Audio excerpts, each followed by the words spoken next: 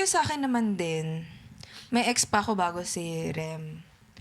Tapos, yun, ano ba siya? Serious siya. It's very serious. Kasi nga, parang sabi ko, yung next ako magde-date, dapat serious na. Hindi na yung babaw lang yung reason. And one of the reasons why, kasi parang ang bait kasi nun.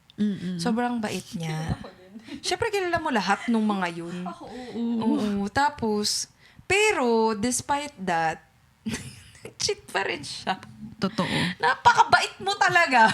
Yung ang bait-bait, di mo talaga aakalain. So parang, yun nga, like, I think, kasi may mga person naman sa akin nun. Pero like, feeling ko kasi puro ano lang, yung short term, superficial stuff. So akala ko siya yung pinaka-sincere. Siya sabi ko, hindi mabait to, hindi ako lulukohin nito, seryoso na to. Parang natatakot pa nga ako nun, parang sobrang serious niya.